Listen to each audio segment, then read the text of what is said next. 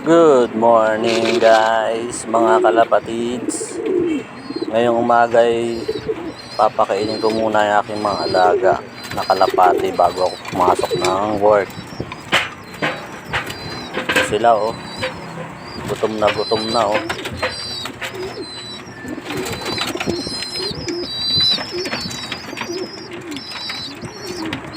Sa umaga kasi iniwan ko na sila ng mga pagkain nila. Tapos nagpisa na rin pala yung iba kong mga kalapati na may itlog na. Kaya madadagdagan na naman sila.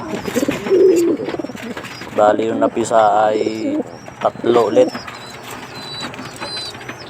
Itong itlog ng dagit ko, yan, napisa na yan.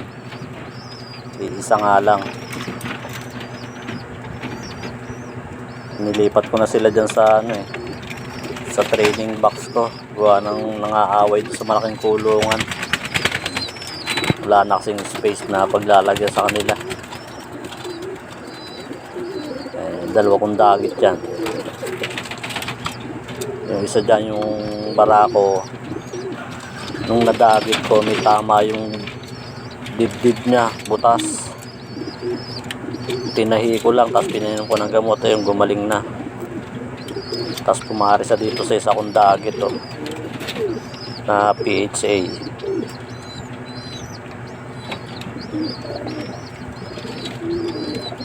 Tingnan natin kung naging magiging kulay ng anak nilang dalawa.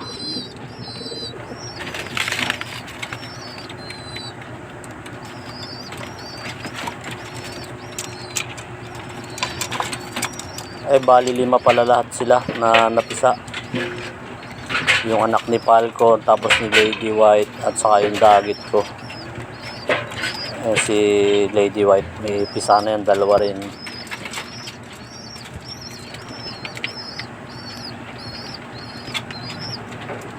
Dito naman yung aking mga young bird yan, mga YB ko yan. Nilipat ko na sila dyan.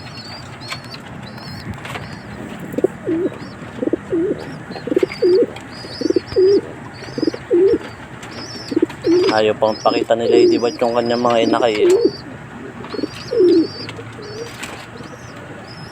Siguro sa susunod kong vlog papakita ko na yun.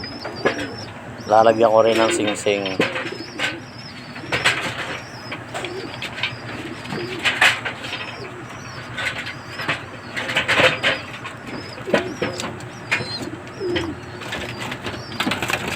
Parang may sakit tong anak ni Bluebird the second, no? Yung pala, nahuli ko na yung daga ito, oh. Pumasok siya doon sa trap ko. Ayan, oh. Ang laki, oh. Lalaki yung daga. Nahuli ko rin ng kumain doon sa aking isang inakay.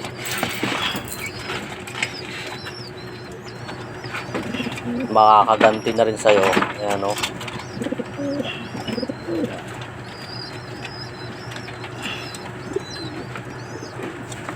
Nagwawala pa siya, oh. Kala mo naman makakatakas siya. Hindi siya makakatakas dyan. Solid yung bakal niyan, eh. Lulunurin ko na lang yan hanggang sa mamatay.